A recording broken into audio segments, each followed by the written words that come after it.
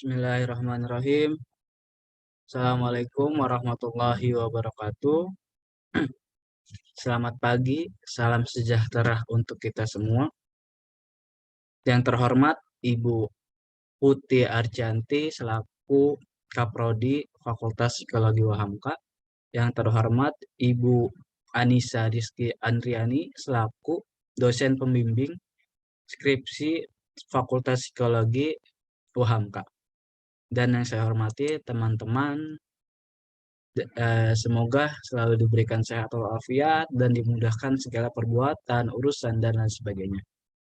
Izin perkenalkan diri, nama lengkap saya Muhammad Alfat Gifari, nama panggilan Alfat, saya mahasiswa Fakultas Psikologi UHAMKA.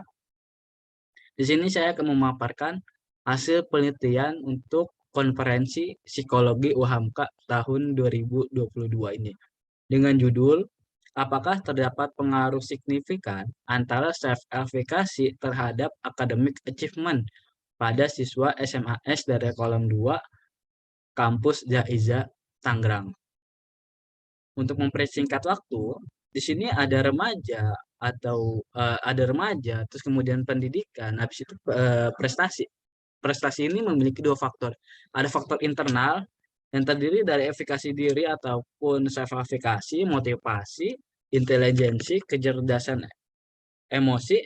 Terus ada eksternalnya itu terdiri dari pola asuh, sistem gaya pembelajaran dan sebagainya.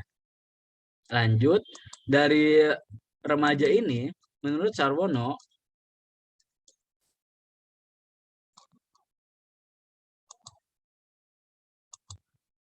masa remaja diidentifikasikan sebagai masa peralihan antar anak-anak ke masa dewasa atau masa usia belasan tahun yang menunjukkan tingkah laku tertentu seperti susah diatur dan perasaan yang impulsif. Seperti kita ketahui bersama-sama, karakter ataupun sifat dari anak-anak yang notabene-nya dia selalu mengeksplorasi dirinya ataupun menjelajahi apa yang ada di sekitarnya dia, sehingga dia tidak mau nih diatur tidak mau difokuskan dalam satu fokus itu gitu. Makanya dia selalu mentelusuri dan mencari bahan-bahan terbaru di dalam dirinya, sehingga dia nggak mau nih dikontrol dirinya, sehingga uh, lanjut gitu kan, terus untuk peralihannya juga dan sebagainya. Masa remaja ini bisa disebut dengan masa Gen Z juga gitu kan, pun masa milenial yang kita ketahui bersama-sama nih, usia milenial ini menjadi faktor utama ataupun faktor pendukung yang dimana banyak banget dari milenial ini menjadi uh, tantangan juga gitu kan bagi dia sendiri dan sebagainya.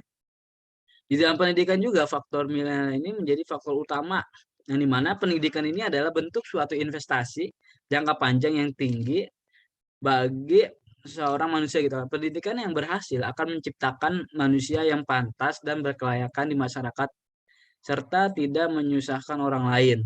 Sehingga pendidikan ini banyak gitu kan, dari pendidikan formal dan pendidikan non formal gitu kan. Pendidikan formal kita ketahui bersama-sama kayak dari TK, SD, SMP, SMA, bahkan ke jenjang perguruan tinggi yaitu S1, S2, S3 dan lain sebagainya gitu kan.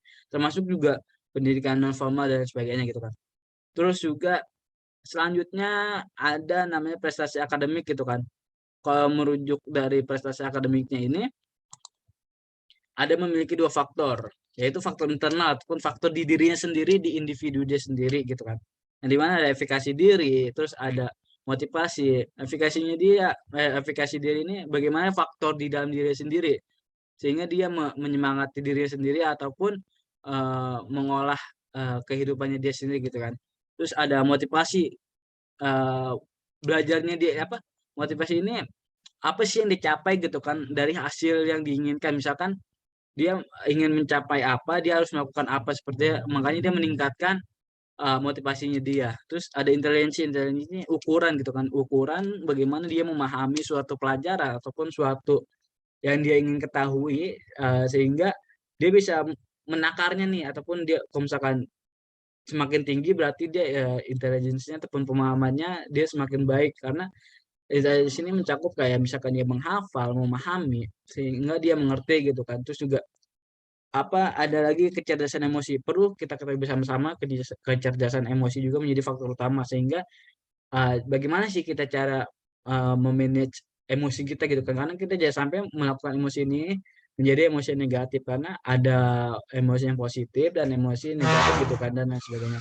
Terus eksternalnya juga di sini ada pola asuh. Bagaimana pola asuh ini terdiri dari faktor orang tua juga bisa, faktor guru, faktor teman sebaya dan lingkungan lainnya.